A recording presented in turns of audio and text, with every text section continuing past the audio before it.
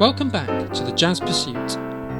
In this video, we're going to look at the classic standard, Fly Me to the Moon, written by Bart Howard in 1954. Fly Me to the Moon is one of the most recorded jazz standards of all time, with notable versions by Frank Sinatra, Peggy Lee and Nancy Wilson, and it was even played on both the Apollo 10 and Apollo 11 missions. In this video, we're going to break down and analyse the harmony, melody and structure of Fly Me to the Moon, hopefully making it easier to learn and remember. Do like and subscribe, and for a PDF handout that includes the piano sheet music of our arrangement, lead sheet and full analysis, visit our website linked in the description below. Right, let's get started.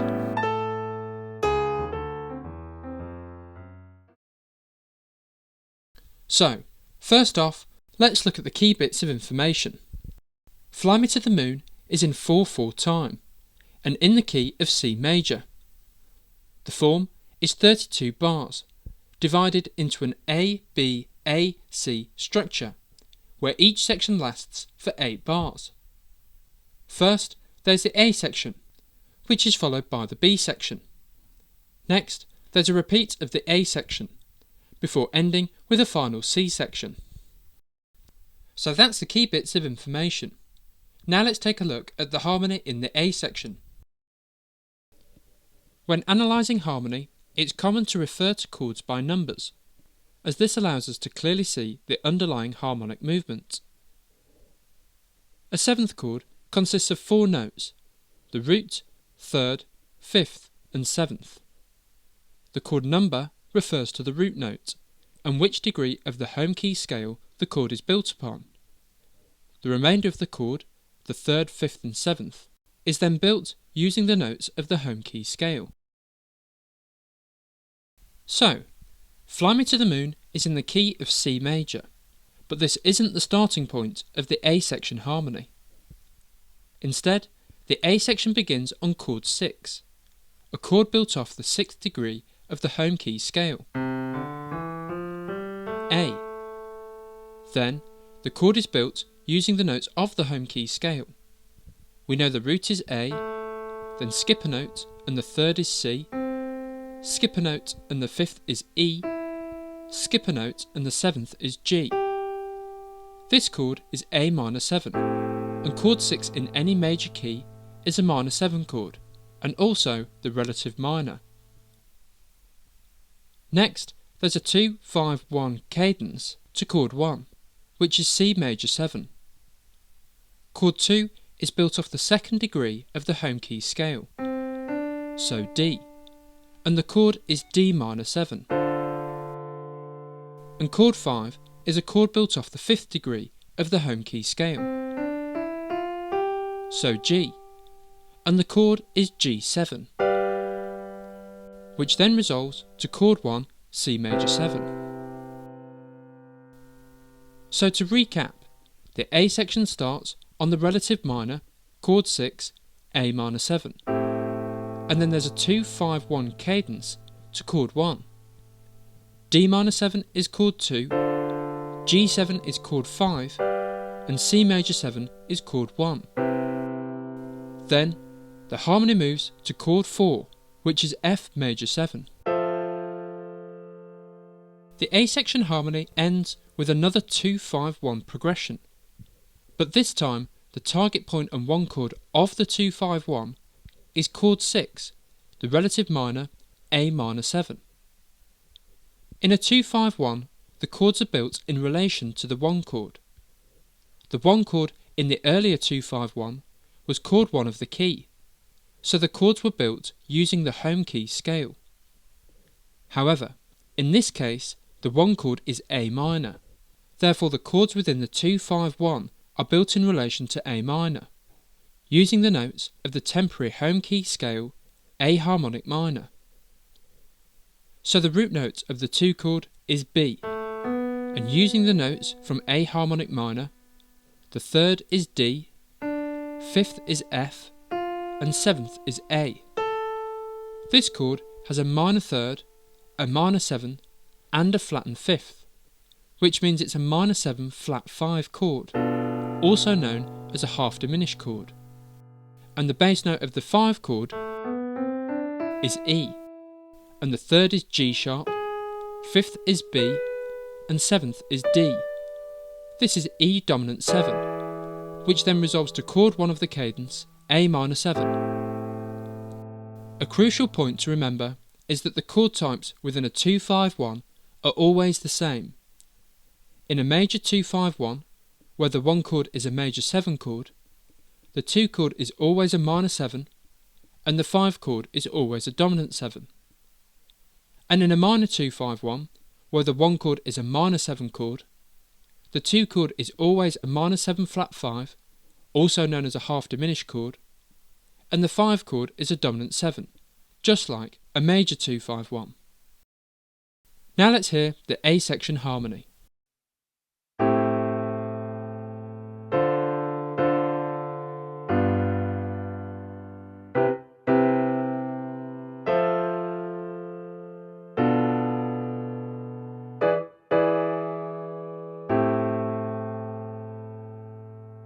Before we look at the A section melody, there's one last thing to mention about the harmony.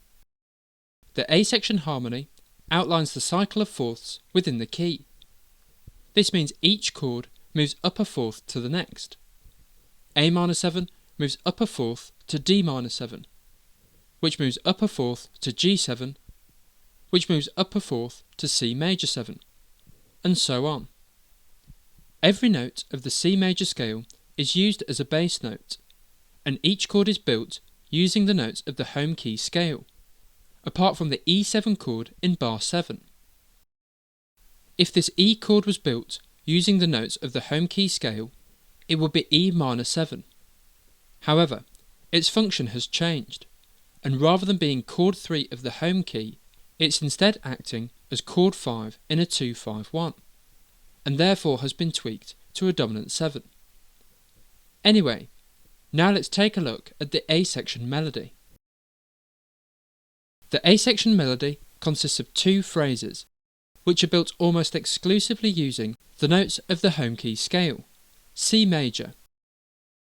The melody is hung on the third of each chord, and these thirds are then connected through the home key scale to create the melody. Let's start with phrase 1. So first off, let's identify the thirds. The third of the A minor 7 chord is C. The third of the D minor 7 chord is F. The third of the G7 chord is B. And the third of the C major 7 chord is E. And now let's join the thirds. So we start on the third of the A minor 7 chord C, and then walk down through the home key scale to the third of the D minor 7 chord F. Next, the melody walks up through the home key scale before enclosing the third of the G7 chord B from a scale note either side. Phrase 1 ends by walking down through the home key scale until it reaches the third of the C major 7 chord E. Next up is phrase 2, a sequence of phrase 1 which also hangs on the third of each chord. Let's start with the thirds. The third of the F major 7 chord is A. The third of the B half diminished chord is D. The third of the E7 chord is G sharp. And the third of the A minor 7 chord is C.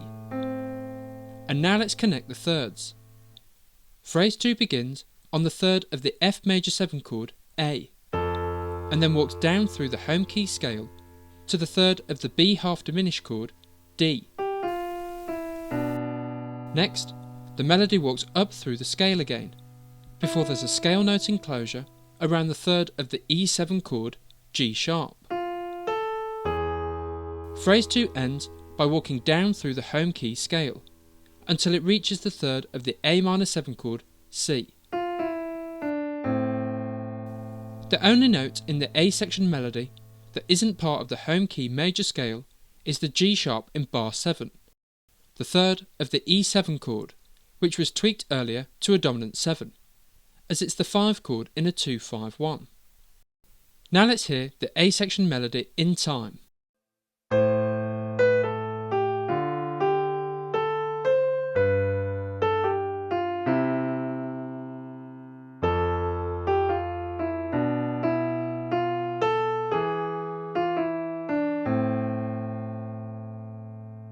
So that's the A section covered. Now let's take a look at the B section harmony. The harmony in the A section outlined the cycle of fourths within the key, and each chord moved up a fourth to the next. In contrast, the B section has less movement and instead reinforces the home key, C major. The B section consists of two identical 2-5-1s to chord 1. As we know from earlier, D minor 7 is chord 2, G7 is chord 5, and C major 7 is chord 1. Here's how the B section currently sounds on the piano.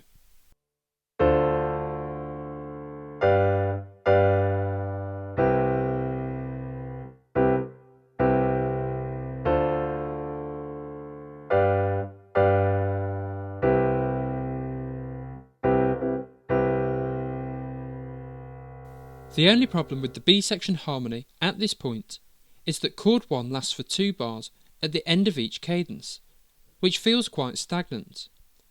So, to keep the harmony moving, Bart Howard inserted quick 2-5-1 cadences into bar 4 and bar 8 of the B section to propel the listener to the next chord.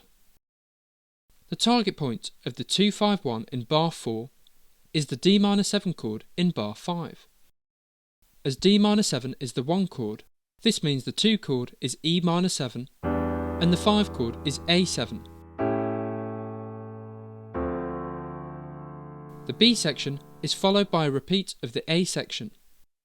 This means the chord in bar 1 of the second A section and the target point of the 2-5-1 cadence in bar 8 is A minor 7.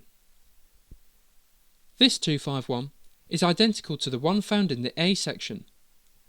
A minor 7 is the 1 chord and target point, which means B half diminished is the 2 chord and E7 is the 5 chord.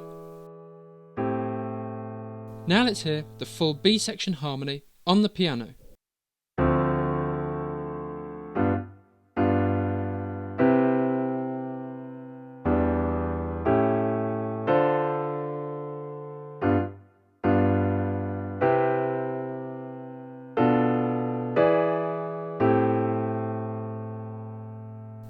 Cool! And now let's take a look at the B section melody. The B section melody consists of 2 question and answer phrases. Question 1 begins with a semitone approach from below to the root of the D minor 7 chord, C sharp to D, before it jumps to the 5th, A. This question phrase rises, and the answering phrase contrasts this by falling. It falls from the 4th to the 3rd of the G7 chord, C to B, and then to the 5th of the C major 7 chord, G. This answering phrase includes a mini suspension. A suspension is where the 3rd is delayed, either by the 4th, a sus4, or by the 2nd, a sus2. Here, the melody lands on the 4th of the G7 chord C, before resolving to the 3rd, B. And now, for the second question and answer phrase.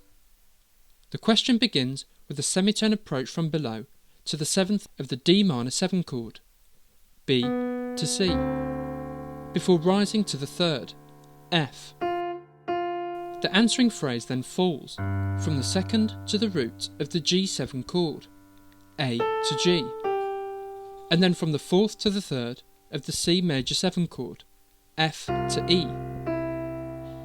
Phrase 2 continues the mini suspension theme. The answering phrase resolves from the 2nd to the root on the G7 chord, A to G, and from the 4th to the 3rd on the C major 7 chord, F to E. Now let's hear the B section melody in time.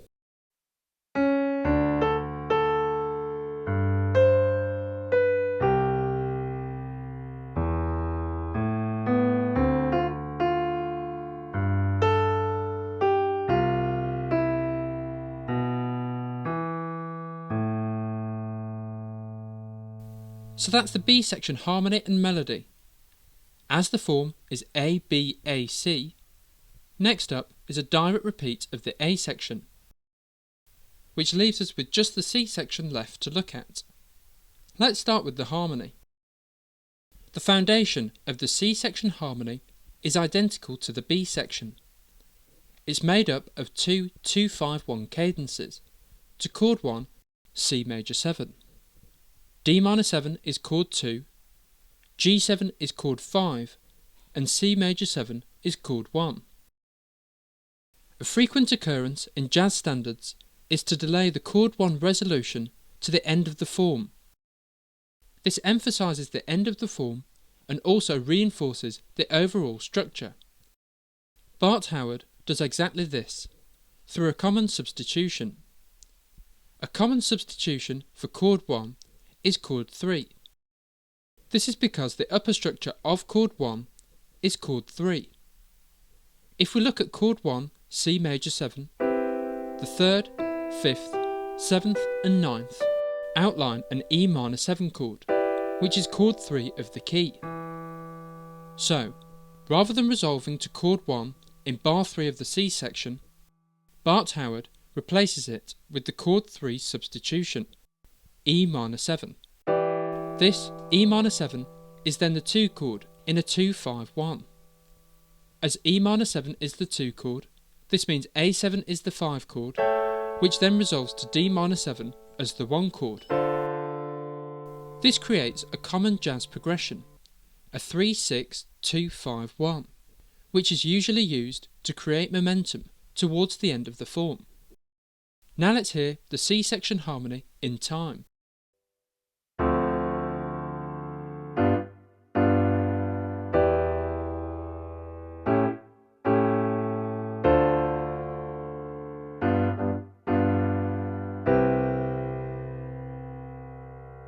Great! And this leaves us with just the C section melody, which, just like the harmony, shares similarities with the B section. Again, it consists of 2 question and answer phrases. Phrase 1 is identical to the B section. It begins with a semitone approach to the root of the D minor 7 chord, C sharp to D, before jumping to the 5th, A. Answer 1 then falls from the 4th to the 3rd of the G7 chord, C to B, which is the mini suspension, before falling to a G. This G was originally the 5th of the C major 7 chord in the B section, but now it's the 3rd of the E minor 7 chord. Phrase 2 is different to the B section. The question phrase begins with a semitone approach from below to the 5th of the D minor 7 chord, G sharp to A, before falling to the 7th, C. Whilst C is the 7th of the D minor 7 chord, it's also the root note of the home key. Answer 2 then reinforces the root note by rocking between the root and 2nd of the C major 7 chord, C and D. Now let's hear the C section melody on the piano.